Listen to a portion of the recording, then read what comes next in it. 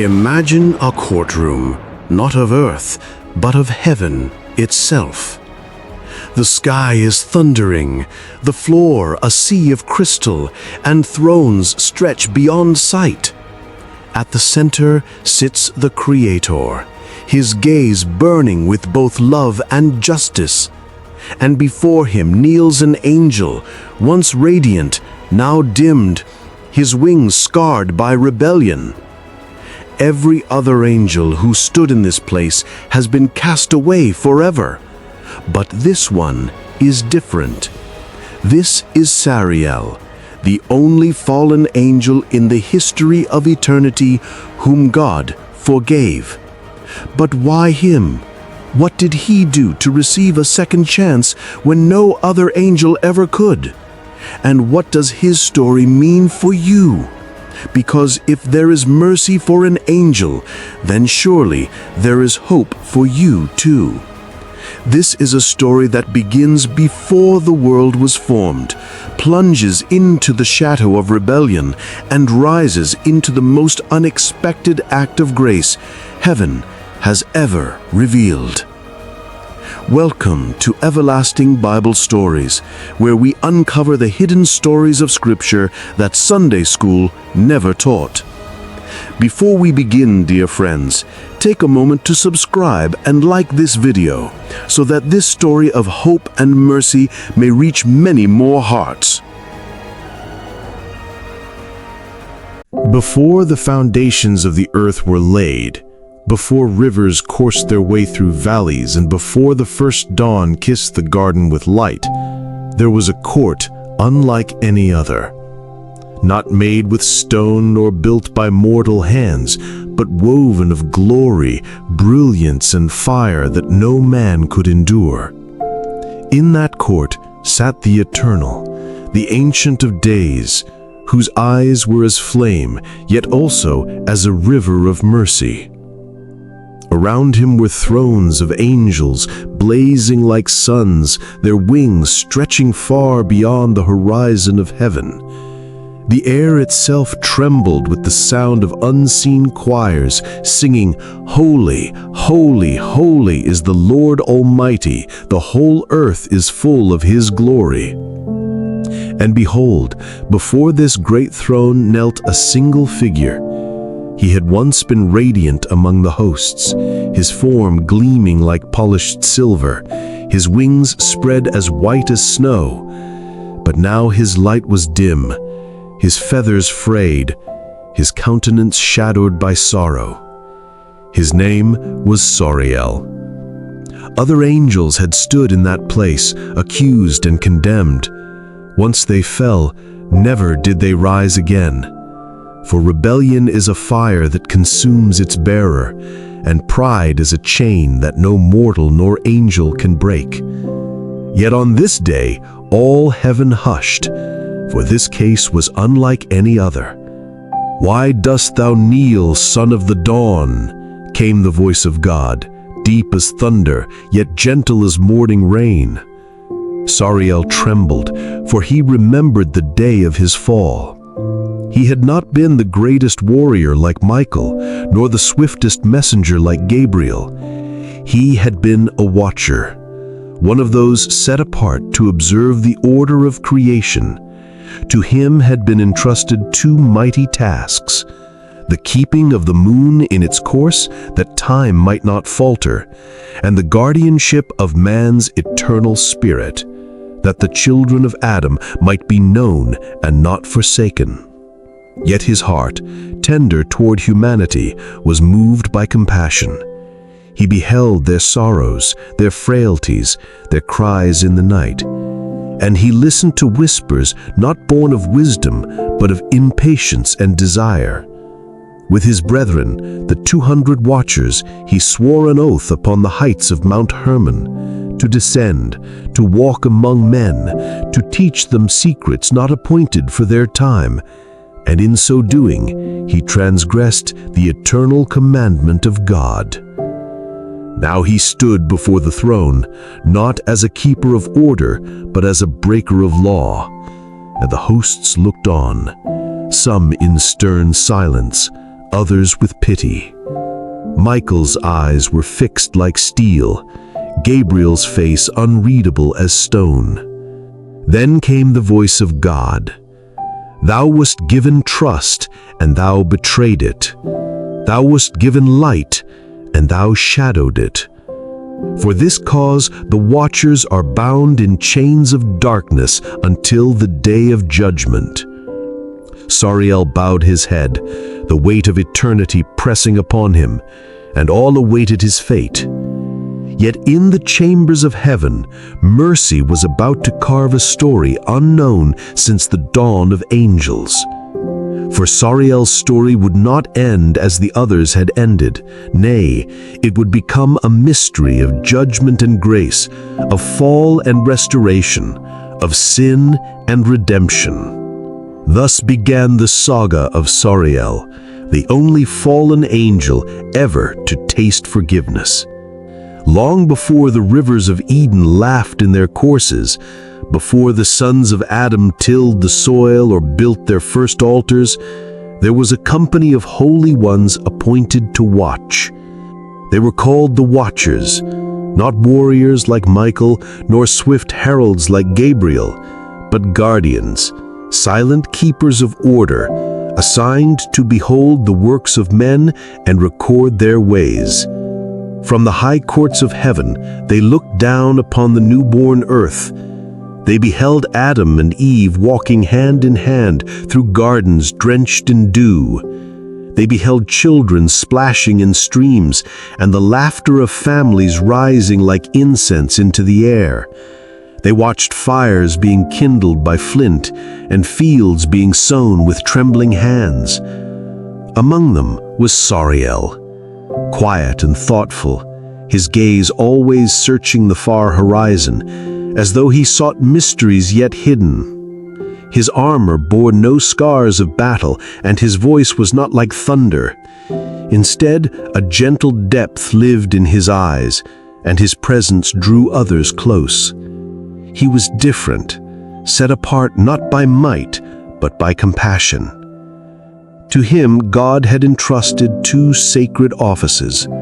First, to guide the rhythm of the moon, the keeper of times and seasons, marking days and years so that mankind might not lose its measure. Second, to guard the spirits of men, not their flesh, but the flame within, that invisible breath of eternity which no hand can touch. This burden he bore with patience. Yet as he gazed upon the earth from heaven's edge, something stirred within him. He saw men stumble in weakness, mothers weeping over children seized by fever, strong men broken by hunger, and wives mourning their husbands lost to toil, and his heart ached. But not all watchers beheld with the same eyes.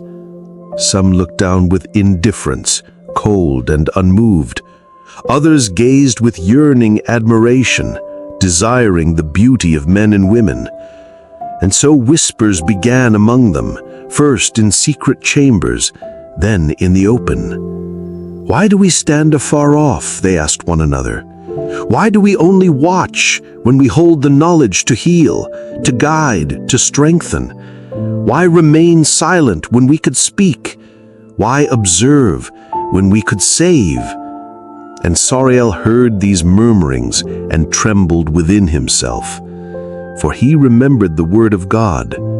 Cross not the boundary between heaven and earth unless you are sent. For my wisdom is fire. Given at the appointed hour, it warms. Given before its time, it burns. But his heart warred against the command. One night, though heaven knows no night, he beheld a woman clutching her dying child. He knew a plant could heal, a leaf that could draw out the fever, yet the law restrained him. And for the first time since his creation, Sariel questioned the decree. It was then that the watchers gathered upon Mount Hermon, a summit so high its crown seemed to kiss the heavens. 200 hosts, their forms blazing like torches, convened in secret. and their leader, Shemihaza, raised his voice like thunder. "Brothers, we have tarried long enough. Let us descend, not as spirits, but as men. Let us swear an oath that if one falls, all fall, that we share the burden together." And Sariel's heart trembled within him, for he saw both the peril and the hope. And in that moment, mercy overruled commandment. Thus began the conspiracy that would shake heaven and earth alike. And it came to pass upon the summit of Mount Hermon that 200 angels, once radiant in holiness, bound themselves by oath. Their voices rolled like a storm across the heavens, swearing together that none would turn back, that all would share in the consequence of rebellion. Sariel stood among them, his heart torn. He remembered the commandment of God, "Cross not the boundary unless you are sent." But yet his gaze returned to the earth below, where men struggled in weakness, stumbled in ignorance, where women wept over fevered children, where hunger bowed strong backs. Compassion overruled caution, and he consented. That night, heaven's veil was torn. They fell from the heights like a rain of living stars, blazing across the firmament. The earth shook beneath their coming, and the people of the valleys ran to behold the wonder. When the watchers set foot upon the ground, they appeared in the likeness of men, yet their eyes burned like the core of flame. The mortals did not flee. They stood in awe, stretching forth their hands, marveling at these strangers from the heavens. And Sariel, kneeling upon the soil, breathed the scent of earth for the first time. The dust clung to his garments, the wind pressed against his face. He was no longer only a watcher from afar. He was among them, and he began to teach. To the farmers he revealed the movement of the moon, that they might know when to plant and when to reap. To the women he showed the use of herbs, how to crush leaves and steep them in water, that fevers might be broken and pain calmed. In the evenings he sat by their fires, pointing to the heavens, telling the stories of stars and seasons. And the people rejoiced. They called him friend, healer, and guide. Songs were sung in his honor, and children followed him as though he were a shepherd. Sariel's heart swelled, for he believed he had done a righteous thing. But not all knowledge given was pure. Some of the watchers, greedy and reckless, revealed secrets of war. They showed men how to smelt metal, to forge blades that could spill blood.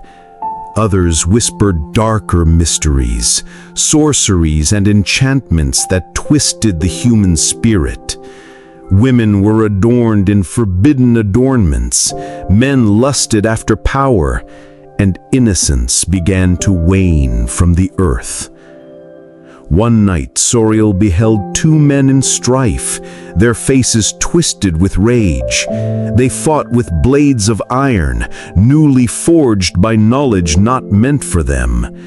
When one struck the other down, blood darkened the soil. And the victor lifted his eyes with pride, not sorrow. Sariel's heart broke within him. He had sought to heal, but had they not unleashed ruin? He looked heavenward, and the silence of the sky seemed heavier than judgment.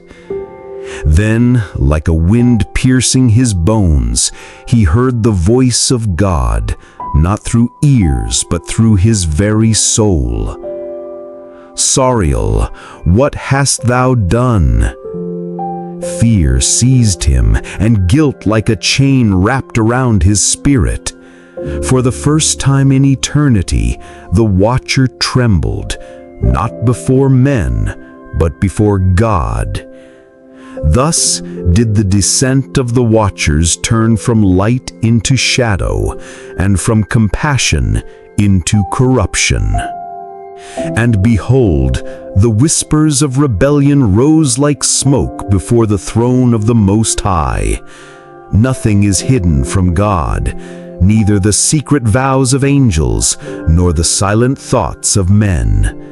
What was done in the valleys of earth, what was sworn upon Mount Hermon, was known in the high courts of heaven.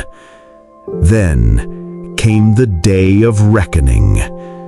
The sky above the mountains grew still, as though all creation held its breath. Birds ceased their song, the wind halted in its course, even the insects hushed, as though the earth itself awaited a decree. Then, lo, the heavens cracked open like glass struck by fire. A radiance poured forth, brighter than 1,000 suns, burning yet pure, a light not of dawn nor of moon, but of the presence of God descending in judgment. The watchers trembled, yet many hardened their faces. Some lifted their voices in defiance. We sought to help mankind. We brought them wisdom. Why dost thou call us guilty? But others, seized with terror, fell to their knees. Then from the rift in the heavens came mighty ones, angels unfallen, their forms as flame and their eyes as lightning. Michael the commander stood foremost, his countenance like a sharpened blade. Gabriel also stood, his voice like the sound of many waters. Behind them came hosts beyond number, messengers of fire and storm. They descended upon Mount Hermon with power irresistible. The rebels were seized, not by mortal hands, but by bonds of divine might. Chains of light, brighter than molten gold, wrapped around their arms and wings. They fought, but the chains burned into their very spirits, cutting them off from the song of heaven. Some raged, crying, "We are noble, we are just. It is thou, O God, who art unjust to forbid knowledge." Others spat curses into the wind, gnashing their teeth in hatred. But Sariel did not resist. His heart was heavy as stone, his face bowed to the dust. He remembered the child he had healed, the families who had rejoiced at the wisdom he gave, and he remembered the blood spilled, the pride awakened, the innocence lost. Tears stung his eyes. They were carried to the throne room of heaven, a place no angel enters save at the king's command. And behold, it was vast beyond measure, a floor like crystal, reflecting light from above, and walls like the burning of stars. At the center stood the throne, terrible and beautiful, where justice and mercy meet. And the voice of God echoed, filling heaven and earth alike. Ye were appointed to watch, not to descend. Ye were entrusted to guard, not to corrupt. But ye swore an oath of rebellion, and ye have sown destruction upon my creation. Therefore are ye bound until the day of judgment, sealed in chains of darkness, where no light shall reach thee. And the decree was sealed. The watchers were dragged away, wailing and cursing, their glory stripped, their songs silenced. Chains like rivers of fire bound them beneath the mountains, into caverns where time itself seemed to die. And Sariel, though bound as they, wept not for his chains, but for his sin. for already his heart turned not to defiance, but to sorrow. And this, though no one yet knew it, would be the seed of a mystery greater than judgment, the mystery of mercy. And the watchers were cast down, driven into the deep places of the earth. Beneath the mountains, beyond the reach of sun and moon, there lay caverns vast and hollow, chambers without end, dark as the silence before creation. There the rebels were bound with fetters not forged by mortal fire, but by the decree of God himself. Chains woven of judgment, burning with holy flame, unbreakable until the appointed time. Sariel descended among them, and the air grew heavy with despair. The cries of the bound echoed against the stone, filling the darkness with endless wailing. Some cursed the day they had sworn their oath. Others gnashed their teeth and raged against heaven, vowing vengeance when freedom should come. Yet others sat in silence, their eyes hollow, swallowed by regret too deep for words. The abyss was unlike any place known to angels. There was no song, no light, no fragrance of holiness. Time crawled like a wounded beast. Minutes stretched into years, and years into ages. The glory that once crowned the watchers faded, their radiance dimmed, and their garments turned ashen. But Sariel did not curse God nor rage. He bowed his head beneath the weight of his chains, his spirit pierced with sorrow. Night after night, though there was no true night in that. "Sariel," said the voice, "thy sin is great, yet thy sorrow is not hidden. The Almighty's mercy is deeper than the pit, wider than the chains, higher than the heavens. Wait upon him. The appointed hour of redemption is not yet, but it shall come." At this word, hope stirred in his soul like a flickering flame in endless night. He lifted his eyes, though darkness surrounded him, and for the first time since his fall, he believed that his story was not ended. Thus did Sariel begin his long watch within the abyss, not as one utterly forsaken, but as one who awaited a promise hidden beyond the veil of judgment. And it came to pass, after the watchers were bound, that their seed yet walked upon the earth, the mighty ones born of their union with the daughters of men. These were giants of renown, fierce in stature, their voices like the roar of lions, their hands like iron. They devoured the labor of the poor, drank the blood of beasts, and slew without remorse. No boundary held their hunger. They consumed flesh and grain alike, and where they went, famine and fear followed. The teachings of the watchers had not perished with their chains. Their secrets remained in the hearts of men. The knowledge of war spread, and brother lifted sword against brother. The art of enchantment twisted the minds of the simple. The vanity of adornment set nations aflame with lust and jealousy, and behold, the earth grew dark with violence. The rivers ran red, and the forests groaned beneath the weight of blood. Mothers wept for sons slain in needless strife. Fathers lamented daughters corrupted by strange charms.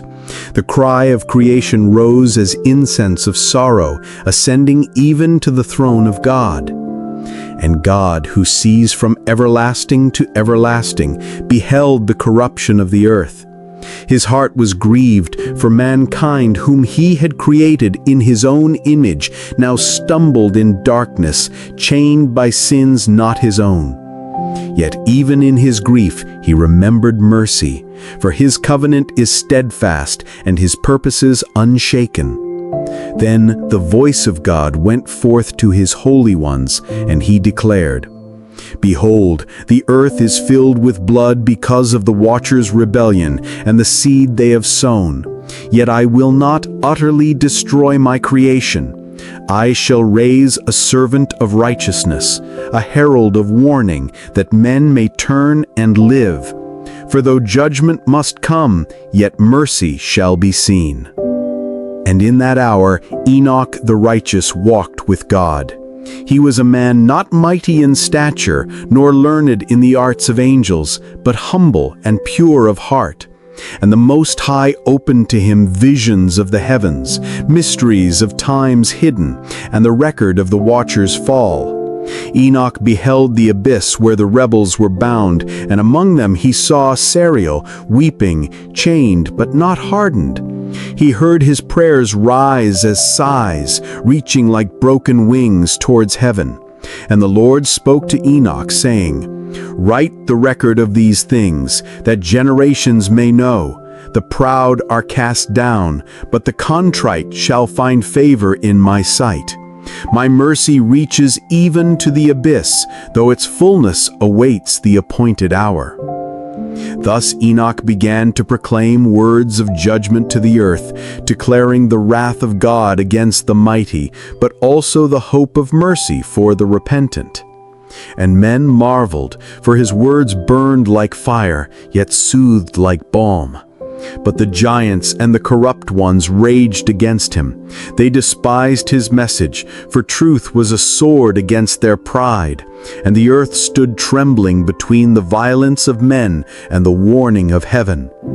And in those days God called Enoch and said unto him, "Rise, thou son of man, and go unto the place where the watchers are bound, those who left their high estate and corrupted the earth.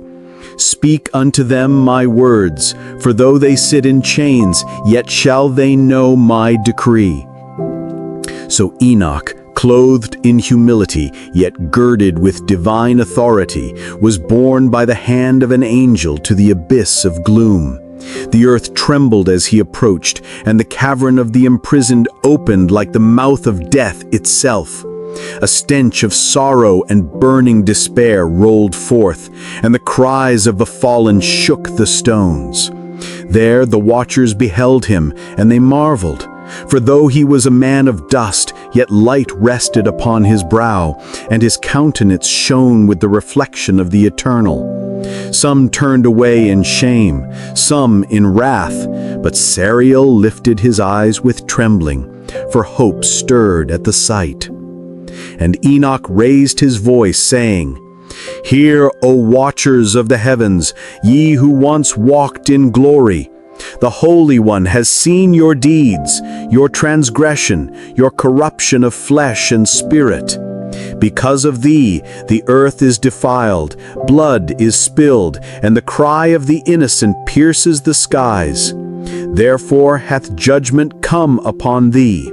Chains are thy garment, the abyss thy dwelling, until the day when all things shall be set in order." The watchers groaned, and their lamentation rose like thunder. "Enoch," they cried, "intercede for us, write for us a petition, that the Most High may forgive and restore us to our former place. For we are undone, and the weight of eternity is heavy on our souls." But Enoch shook his head and answered, "I will indeed carry thy petition before the throne of God. But know this, judgment is established, and the decree is sealed. Yet God is righteous in mercy, and his compassion faileth not. Whether pardon be granted or denied, it shall be by his perfect wisdom." At these words the watchers despaired all the more, save Sariel, whose heart burned with brokenness. He bowed low in his chains and said, "Let not my plea be for thrones lost, nor for crowns cast away, but for mercy alone. If my sin may be cleansed, if my heart may yet be made right before him, let that be enough. Though I never return to the heights, yet let me behold his face in peace." And Enoch looked upon him with wonder, perceiving that contrition dwelt in him more than in all the others. Then he stretched forth his hand, not to loose him, but as a sign of hope. Wait upon the Lord, Sariel, for he is not as men who forgive little. His mercy is an ocean without shore, and though thou dwell in darkness, he seeth thee still. And Enoch departed, carrying their petition into the courts of heaven. And it came to pass that Enoch, the servant of God, was lifted above the mountains and the clouds, borne upon the wings of the Spirit into the courts of heaven. The heavens opened before him, and he beheld the throne that is from everlasting. Rivers of fire issued forth from beneath it, and 10,000 times 10,000 holy ones stood in reverence. Lightning and voices rolled like waves of the sea, yet peace dwelt in the midst. And Enoch, trembling, yet upheld by grace, laid the petition of the watchers before the Lord. He bowed low and said, O eternal King, thou who knowest all hearts, behold, the watchers who sinned against thee, who forsook their high abode, have sent their cry unto thee. They beg for pardon and a lifting of their chains. I am but dust, yet I have brought their supplication as thou hast commanded. Then silence filled the heavens, and God spake, his voice like many waters, yet clear as a trumpet. Say unto the watchers, never shall they return to their former place. Their dwelling shall be in the abyss until the appointed day of judgment. Their sins have corrupted the generations of men, and their offspring shall perish by the sword and by the flood. They shall not escape, for my word is sure. The host of heaven trembled at his decree, and Enoch bowed lower still. But then the voice of the Most High turned, and his tone softened like a father speaking to a wayward child. Yet among them is one whose heart is humbled, who seeketh not his throne but my mercy. Sariel is his name. His petition shall not alter his chains, yet I have seen his tears, and I have weighed his spirit. In the day when I shall restore all things, when the heavens are cleansed and the earth renewed, he shall find a portion in my mercy. Write this and declare it, that the nations may know, I delight not in destruction, but in repentance. At these words, a great awe fell upon Enoch, for he had witnessed the mingling of judgment and mercy. He wrote all that was revealed in a book, inscribing it with care for the generations to come. And the holy ones around the throne sang, saying, Righteousness and mercy are the habitation of thy throne. Justice and truth go before thy face. Then the Spirit bore Enoch back from the courts of glory, through the veil of heaven, down unto the place of chains. And he stood once more before the watchers, who looked upon him with desperate eyes. He lifted his hand and declared, Your petition is heard, but it is not granted. Never shall ye ascend again. Your offspring shall be destroyed, and ye shall remain bound until the final judgment. Yet unto thee, Sariel, the Lord hath spoken. Though thy chains remain, yet his mercy shall not depart from thee. In the end of days thou shalt behold his light. At this the watchers howled in rage and despair, but Sariel wept with quiet hope, for a seed of promise had been sown in the darkness. And it came to pass that the children of the watchers and the daughters of men grew great upon the earth. They were mighty ones, men of renown, tall as cedars and fierce as lions. Their strength was terrible, their wisdom corrupted, and their appetites unending. The nations feared them, for none could withstand their power. These were the giants, the Nephilim, offspring of rebellion, born of heaven's corruption mingled with earth's frailty. They devoured the labor of men, consumed beasts, and when the earth could no longer satisfy them, they turned their mouths upon mankind itself. Blood was spilled as rivers, and the cry of the oppressed went up unto heaven. And the watchers, though bound, beheld their children's deeds with grief and pride. Some rejoiced in their wickedness, but Sariel mourned, for he saw the ruin his sin had brought upon the earth. He cried in chains, O Lord of spirits, the fruit of my rebellion is death. My heart is torn within me. If only my hands had never touched that which was forbidden. But the earth was not silent. The voice of creation itself groaned, for it was filled with violence. The beasts tore one another. The birds were corrupted. The seas foamed with blood, and the very ground shook beneath the weight of iniquity. Then Enoch, the scribe of righteousness, walked among men declaring the word of the Most High. He lifted his voice in every valley and upon every mountain, saying, Turn from the works of corruption. The earth is stained, the heavens are moved, and the judgment of God hastens like a storm. Behold, the giants devour you, yet ye bow to them as kings. Do ye not perceive that their might is a curse and not a blessing? Repent, O sons of men, before the flood of wrath overtake you. But the people hardened their hearts, for they loved the giants and their power. They marveled at their strength, their beauty, their cunning, and they called them lords of the earth. The wisdom of the watchers, twisted into sorcery, spread among men, and with it came weapons of slaughter, charms of seduction, and lies that darkened the soul. And God looked upon the earth, and behold, it was filled with violence. He said unto his holy ones, I will not contend with man forever, for he is but flesh. His days shall be shortened, for corruption hath multiplied beyond measure.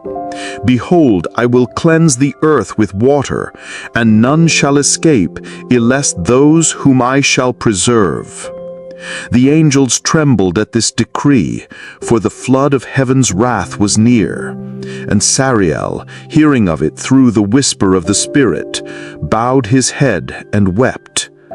Righteous art thou, O Lord, in all thy ways. If destruction cometh, let it be for cleansing. Yet remember mercy, even in judgment. Thus the earth groaned under the weight of the giants, and heaven prepared for the flood of fire and water that would sweep away the corruption of the age. And lo, the cry of the earth reached unto the throne of the Most High. The blood of the slain, the tears of the oppressed, and the groaning of creation rose as incense before the Lord. And he who sitteth on the throne of heavens declared, The time is fulfilled, the earth shall not abide in violence forever. Behold, I will send forth my holy ones to cleanse what the watchers have corrupted, and to bring to nothing the works of the giants. Then 4 mighty archangels stood before him. Angel Michael, the captain of heaven's host, Angel Gabriel, the herald of God's power, Angel Raphael, the healer of creation, and Angel Uriel, the keeper of light and mysteries. Their countenance was as lightning, their garments white as snow, and their voices shook the foundations of the firmament. And God spoke unto Angel Michael, Go, Michael, chief of my warriors, bind the watchers who defiled themselves, and cast them into the valleys of shadow.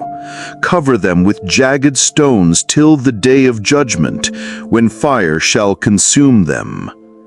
And unto Angel Gabriel he said, Go, Gabriel, mighty in flame, stir up the hearts of the giants, that they may turn their swords against one another. Let them perish by their own violence, that none may boast in their strength. And to angel Raphael he spoke, Go, Raphael, physician of heaven, bind Azazel the corrupter hand and foot, and cast him into the desolate place that is called Dudael. Cover him with darkness, and heal the earth of his defilement, for he taught men the ways of blood and sorcery. And to angel Uriel he commanded, Go, Uriel, keeper of the lights, announce unto Noah the righteous man that the flood of waters is appointed. Instruct him to build an ark of refuge, for in him shall the seed of men be preserved. Thus the decrees of the Most High began to unfold, and the cleansing of heaven and earth was set in motion. And it came to pass that the word of the Lord was revealed to Noah, son of Lamech, a righteous man in his generation, blameless before the Lord of spirits. While the earth groaned under the weight of violence and corruption, Noah walked with God, and his heart was steadfast.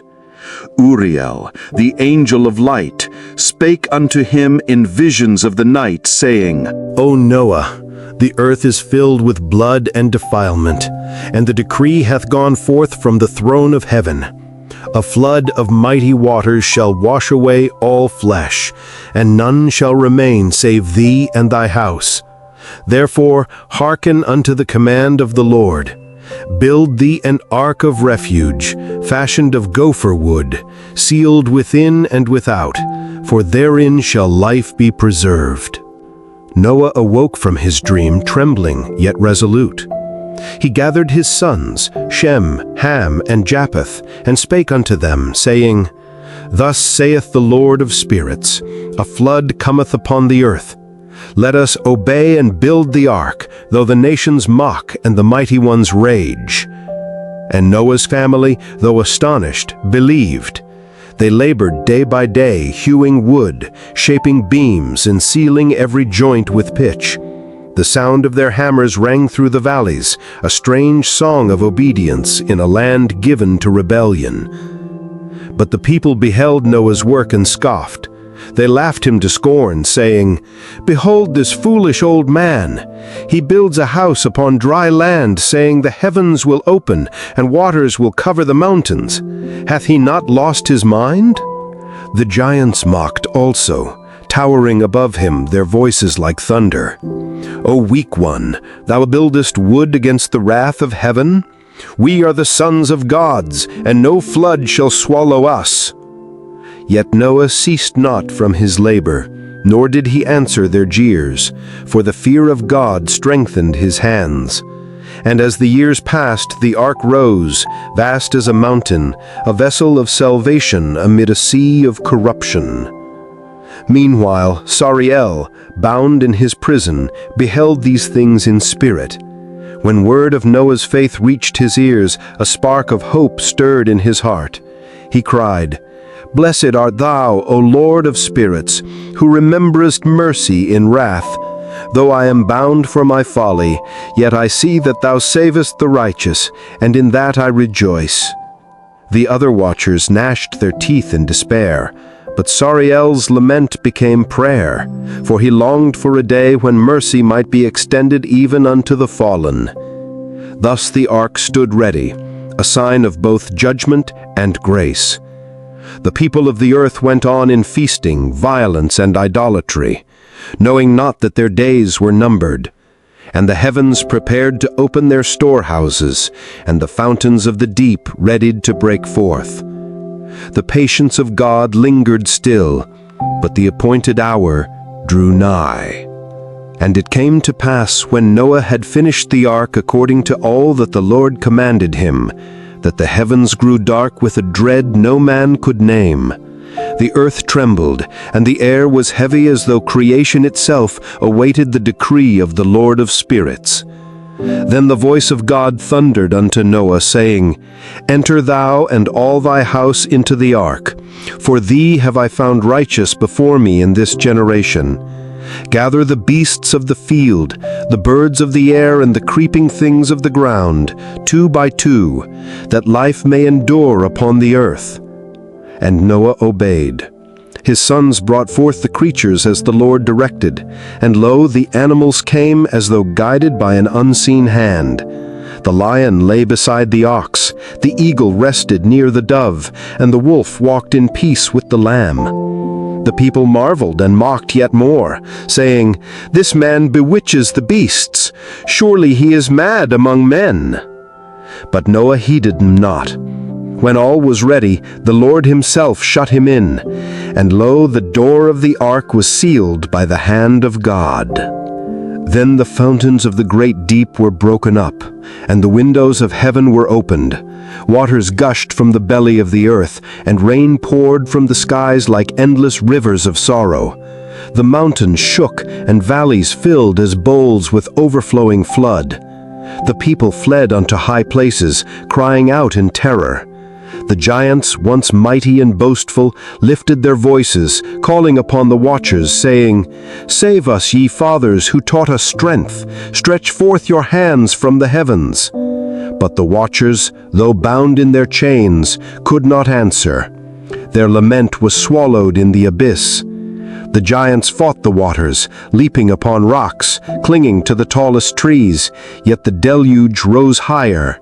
The waves struck them down, and their mighty forms sank beneath the flood, their breath cut off by the decree of the Most High. Men and women cried to idols of stone and wood, but the waters knew them not. Their prayers perished in the storm. Only Noah and those within the ark found refuge, borne upon the rising flood as upon the bosom of divine mercy.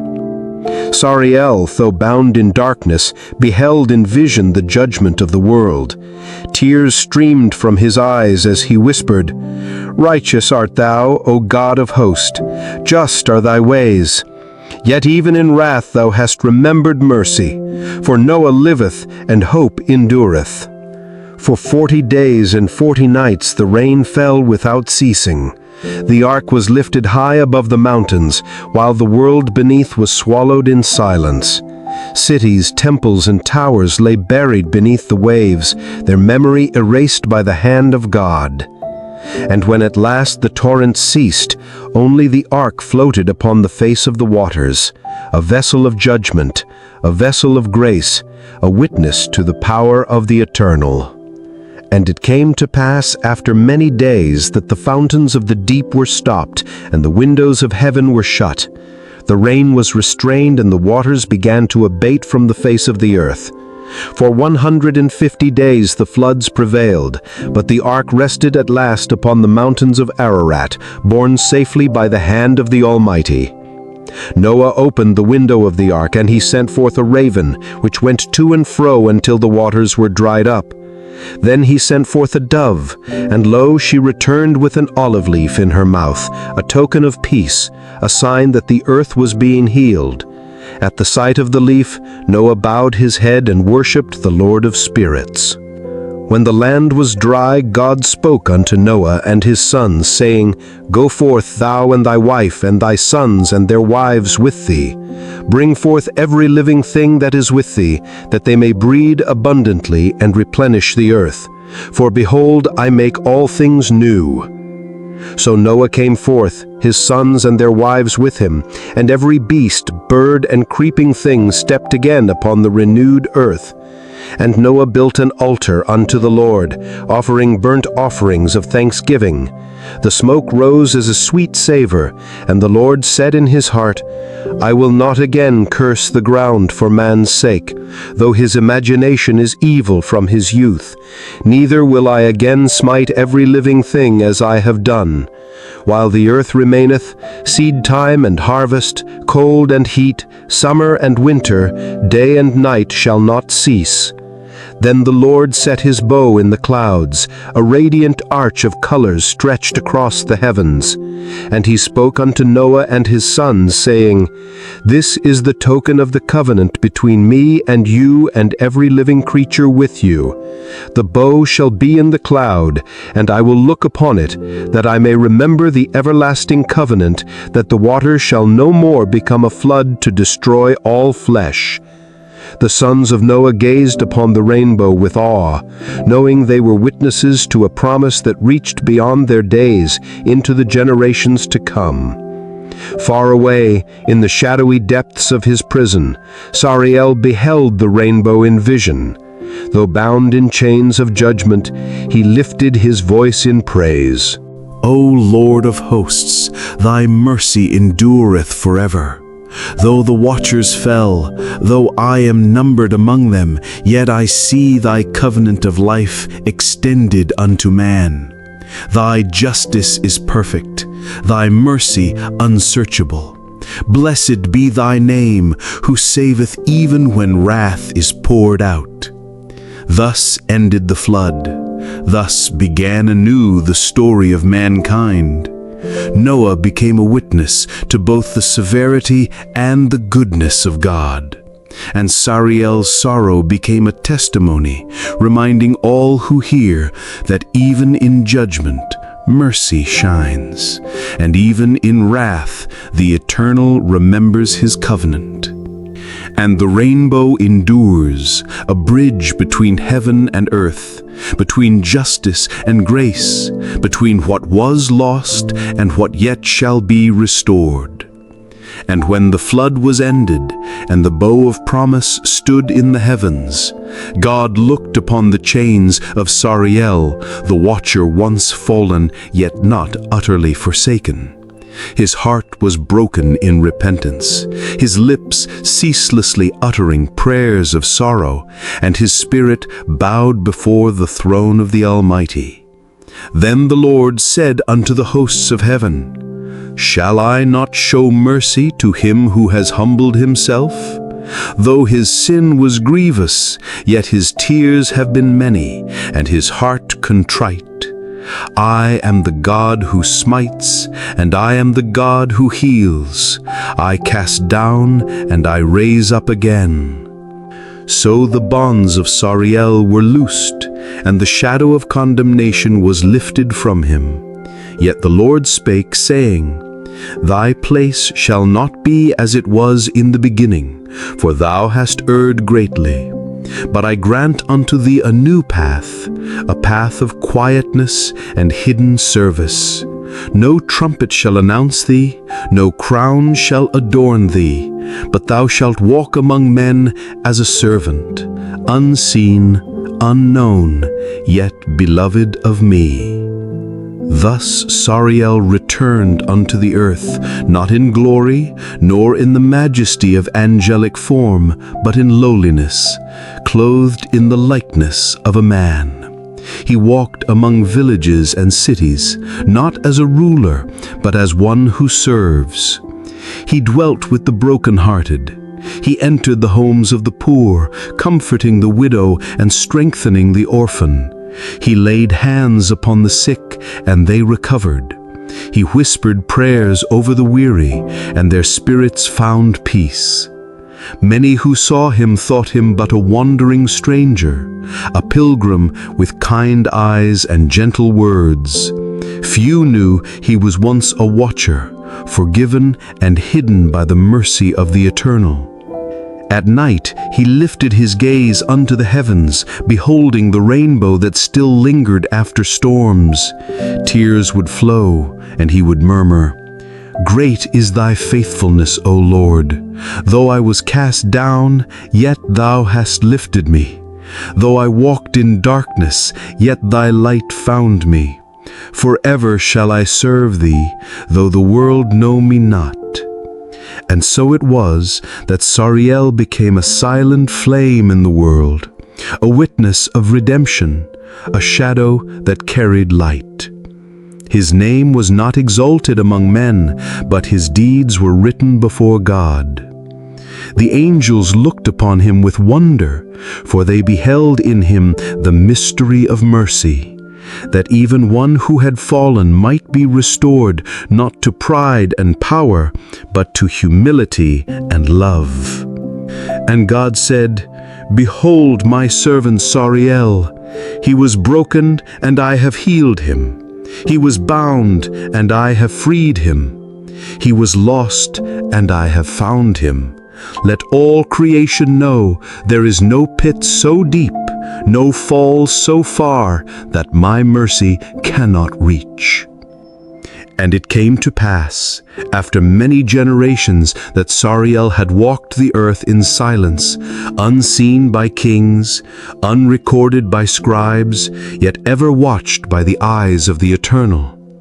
His hands had healed the wounded, his voice had soothed the troubled, and his tears had mingled with the tears of the poor.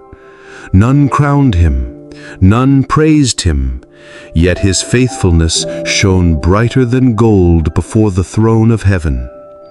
Then God again spoke to his holy ones, saying, "Behold my servant Sariel. Once he fell with the proud, yet he rose with the humble. Once he was bound with chains, yet now he is bound with love. He has been faithful in the shadows, let him be welcomed into the light." So the heavens were opened, and the angels beheld a wonder. Sariel, who had once known the shame of rebellion, was summoned before the throne of glory. He trembled, for he thought himself unworthy, yet a voice like many waters cried out, "Fear not, for mercy hath triumphed over judgment. Thou wast broken, and I made thee whole. Thou wast cast down, and I lifted thee up. Enter now among the redeemed, for thy faithfulness in little things hath found great favor." And lo, a robe white as snow was given unto him, and a crown wrought not of gold, but of mercy. The angels marveled and saw in Sariel the mystery of redemption, that no sin is too dark for the light of God, no fall too deep for his hand to restore. Then the redeemed, both angels and men, lifted their voices in a song, saying, "Great is the mercy, O Lord! He raiseth the lowly, he forgiveth the penitent, he crowneth the broken with joy. His mercy endureth forever." And Sariel, overwhelmed, bowed low before the throne, his face on the crystal sea, whispering, "Not unto me, O Lord, not unto me, but unto thy mercy be the glory.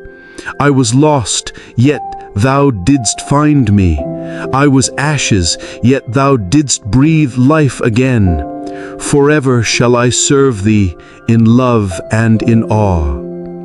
So was Sariel numbered among the redeemed, not for his strength, nor for his wisdom, but for the greatness of divine compassion. His tale became a testimony through the ages that mercy can triumph over sin, that the humbled may be exalted, and that the heart contrite shall never be cast away. Thus ends the story of Sariel, once fallen, now restored, once bound in judgment, now freed in grace. His life stands as a beacon to angels and to men alike, that the Lord is not swift to destroy, but mighty to save, and his mercy is a crown eternal.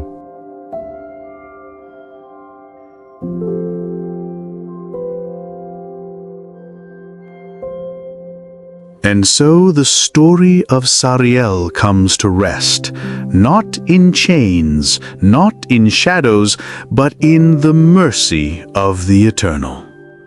Once fallen, now restored, once silent, now a whisper of hope across ages. His story reminds us that God's mercy reaches further than our sin, and His grace writes redemption where all seemed lost. If heaven could forgive an angel, then surely there is hope for every soul that bends low before him. Let us say a short prayer before we go. O Lord of mercy and light, we thank Thee for the story of Sariel, a sign that Thy grace is stronger than judgment and Thy love deeper than the pit. As Thou hast restored him, restore us when we fall. Teach us to walk humbly, serve quietly, and trust boldly in Thy mercy. Keep us in the shadow of Thy wings until the day when all things are made new. Amen. If you enjoyed this story, please kindly subscribe to our channel and like this video. God bless you.